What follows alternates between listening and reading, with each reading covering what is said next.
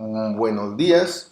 Justo para acabar el último capítulo, recordarles y pedirles que mejoren las evaluaciones, identifiquen las debilidades, refieran a las pacientes, vuelvan a reevaluar, pídanle que se siente, que voltee, que se tome un jugo, que vuelva en 1 hora, que vuelva en 2 horas, pero cuando ustedes quieran tener la seguridad estrictamente rígida de que han logrado el parámetro deseado con buen criterio de calidad,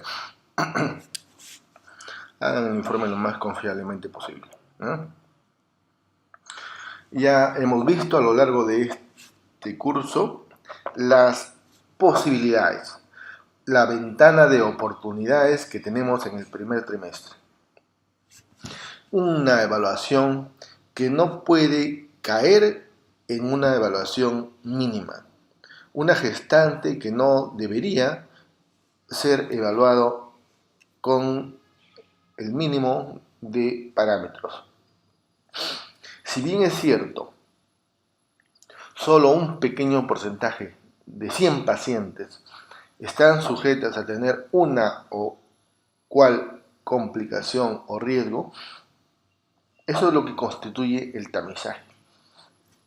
Para identificar a esas pacientes, usted tiene que evaluar a 100 pacientes, dado que no solo la edad materna avanzada es un criterio para tener un riesgo de cromosomopatía, un riesgo de preeclampsia o un riesgo de una anomalía estructural mayor. Simplemente debemos discernir entre ofrecerle una ecografía comúnmente denominada obstétrica del primer trimestre, la inclusión de 1 o 2 marcadores generalmente usados a nivel mundial, como la translucencia nucal obtenido en un plano correcto de la medición del LCN,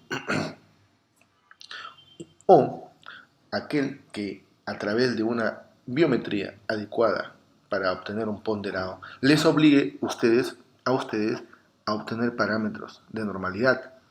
Mide el DBP, mide la circunferencia cefálica, obviamente va a haber los plexos coroideos y la cisura interhemisférica. Si mide el abdomen, tiene usted que ver el estómago y la normalidad de la pared abdominal. Y así sucesivamente, como hemos visto en este curso. En cuanto a embarazo gemelar, corionicidad, debemos saber que el 1% de todos los embarazos pueden ser embarazos gemelares, lo cual está aumentando en estos tiempos. ¿Por qué? Porque la gente está sometiéndose a terapia de reproducción asistida. Debemos conocer que 2/3 son disigóticos, no idénticos, y 1/3 monocigóticos o idénticos. Estamos hablando del feto. Que la prevalencia de disigóticos es mayor en mujeres de raza negra que en mujeres de raza blanca, que aumenta con la edad materna y también con el método de concepción. 20% con inducción de la ovulación. Que la prevalencia de monocigóticos es similar en todos los grupos étnicos y no varía con la edad materna, pero puede ser 2 a 3 veces mayor tras tratamiento de fecundación in vitro. 1/3 de los monocigóticos son bicoriales. Miren, 1/3 de los monocigóticos son de 2 placentas y 2/3 son monocoriales. Por tanto, todos los gemelos monocoriales son monocigóticos y 6 de cada 7 bicoriales son disigóticos, ¿no? En realidad, lo de mayor importancia es la corionicidad, más que la cigosidad. Lo mismo que les mencionaba, ¿no? Y más que todo para explicar la generación de embarazos siameses, ¿no? Si la división de un ovocito fertilizado es menos de 3 días, se va a establecer una posibilidad de bicorial, ¿no? Si el de 3 a 8 días, monocorial, y si el de mayor de 8 días, monoamniótico, ¿no? Con la posibilidad de ser un siamés. una fusión de ambos embriones. ¿Y por qué determinar la corionicidad? Pues porque desde que es un embarazo de bajo riesgo, monocorial o bicorial, de bajo riesgo o sinónimo de no complicado, hay diferencia en el seguimiento. Los dos están sujetos a la posibilidad de hacer ese screening del primer trimestre, ¿no? Entre 11 a 14 semanas, para datación, para la corionicidad, para el screening de trisomías, ¿no? Pero la cita debe ser lo más cercana en el embarazo monocoriónico, 16 semanas versus a la sugerencia de 20 a 22 semanas, como en el embarazo único del feto dicoriónico. Las visitas en general son más frecuentes en el monocoriónico, no complicado estoy hablando, ¿no? Versus el embarazo bicorial, ¿no? Y obviamente son más frecuentes ambos que el embarazo de una sola placenta, feto único. Cuando hay alguna complicación, en cualquiera de estos tipos de corionicidad será más frecuente pues la visita ecográfica y el control. La edad de terminación del embarazo, ¿no?, sugerida en el no complicado es a las 36 semanas en el monocoriónico y una semana más en el bicorial. Estoy hablando en el no complicado. Por tanto, ningún feto, según lineamientos internacionales, se sugiere que el embarazo termine más allá de las 37 semanas en embarazos dobles, ¿no? A diferencia del feto único. Les menciono esto porque cuando realizo preguntas me responden 40 semanas, 39 semanas, como un embarazo cualquiera, mientras no esté complicado. No, cuando está complicado es mucho menor a estas fechas incluso, ¿no? Estamos hablando de esto cuando no hay complicaciones. El pronóstico diferente. ¿Por qué? Porque hay complicaciones monocoriales, pues, ¿no? Y es lo que ha permitido con la adquisición de, en Maternidad Lima, por ejemplo, con el fetoscópico láser y con la posibilidad de hacer esta intervención fetal, lograr una tasa de sobrevida sumamente alta, pero cuando nos hacen la referencia efectiva, ¿no? Nosotros no podemos dar tratamiento láser a un feto que llega ya en estadio 4 de Quintero o 3 de Quintero y más allá de las 26 semanas, ¿no? O llega a las 28 semanas, 30 semanas y esos bebés ya tienen alta posibilidad de muerte de uno o menos y no hay impacto de darle el tratamiento láser a esa edad.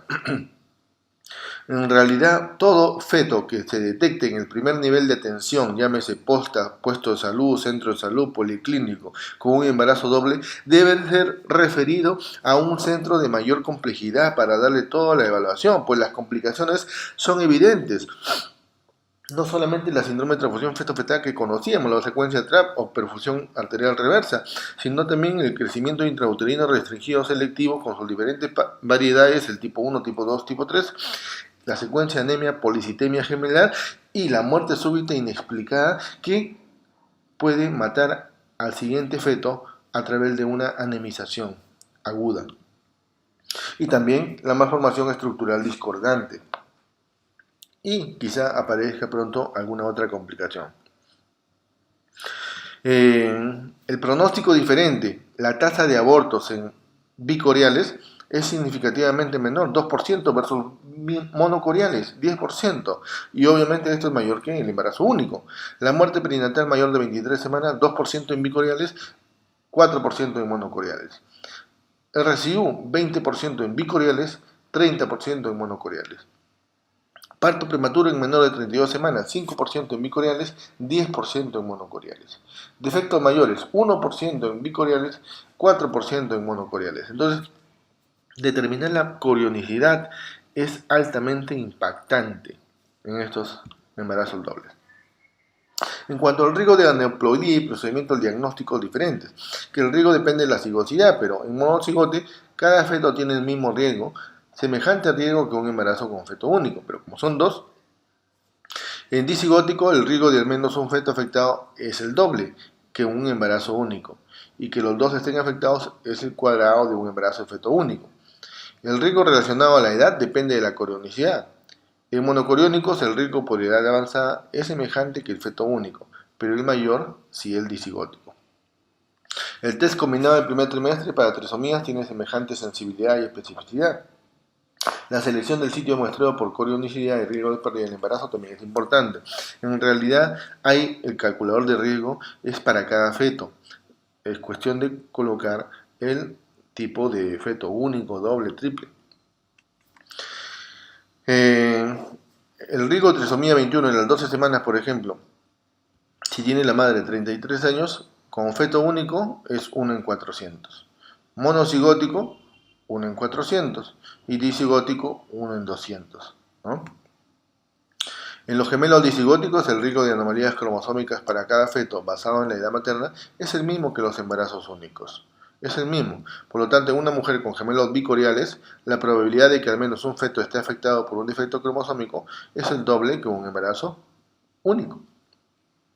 En los gemelos monocigóticos, el riesgo de una anomalía cromosómica que afecte a ambos fetos es el mismo que un embarazo único. Es el mismo que un embarazo único, ya que comparten una sola placenta, son monocigóticos.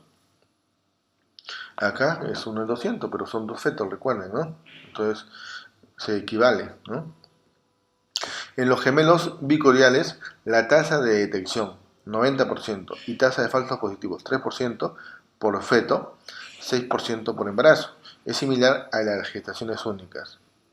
El riesgo paciente específico para la trisomía 21 es diferente para cada feto según la diferencia en la medida de la heterogéneidad nucal. Claro, al final los marcadores independientes afectan sobre cada feto en la posibilidad de riesgo de trisomía. En los gemelos monocoriales, la tasa de falsos positivos de screening, 8% por embarazo, es mayor que en los gemelos bicoriales, ya que el aumento de TN en al menos uno de los fetos también es una manifestación temprana del síndrome de transfusión. Ese es el detalle que hay que tener en cuenta. Puede tener la traducencia nucal del feto 1 aumentada en diferencia del feto 2, ¿ya? Y no ser un predictor de trisomía, sino de síndrome de transfusión feto-fetal. Los embarazos monocoriales son monocigóticos y son concordantes para el cariotipo fetal. Aún así, en los fetos cromosómicamente anormales, normalmente hay discordancia en la traducencia nucal. El riesgo de trisomía 21 así se calcula para cada feto y el riesgo promedio de ambos fetos es el del embarazo en su conjunto. Para procedimientos, por ejemplo, en el caso de biopsia, la tasa de riesgo de pérdida fetal es también de un 2%. Pero en un 1% de los casos puede haber un error diagnóstico, ya sea debido a la doble obtención de muestras de la misma placenta o a contaminación cruzada. ¿Cómo establecemos la corionicidad en menor de 10 semanas?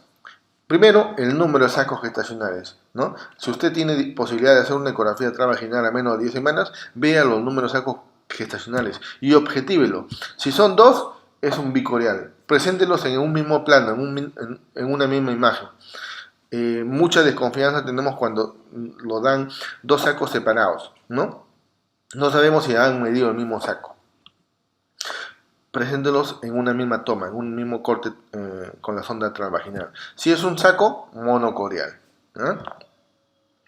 Y luego queda ya pues establecer la amniosidad, ¿no? Por ejemplo, vean acá dos sacos contiguos, ¿ya? Un saco coriónico, el saco gestacional es corión, delimitación por corión y circundantemente la decidua capsular. Nuevamente, corión, ¿ya? Y la decidua capsular. Son dos sacos contiguos. Eso es categóricamente un embarazo de 6 semanas bicorial, ¿no? Igualmente acá, 7 semanas, ¿ya? Saco coriónico, contiguos, en un mismo corte, en una misma imagen. Vean acá un caso DL del 30 de abril de 2014. Vemos acá, ¿ya? Dos sacos coriónicos, uno de ellos en la parte superior se evidencia un área hipoecogénica que no circula, que diseca, que distiende. Ese es un hematoma subcoriónico, ¿ya? La área de mayor engrosamiento está en la parte baja, ¿ya? Del útero, ¿ya? Entonces esto constituye un embarazo doble bicorial por los dos sacos coriónicos. Vemos también una delimitación del amnios, ¿ya? Vemos una delimitación del amnios, acá miren, ve, el amnios, que aún no se adhiere a la pared coriónica. Eso es al inicio así, eso se adhiere finalmente a partir de las 15 semanas, ya está totalmente adherido el amnios al corio. Por eso que las amniocentesis no se realizan antes de las 15 semanas, porque al hacer la punción puede romper este amnios que no está protegido por la adherencia y es muy fácil de romper. Hematoma subcoriónico, ¿no? Bicorial, dos sacos coriónicos.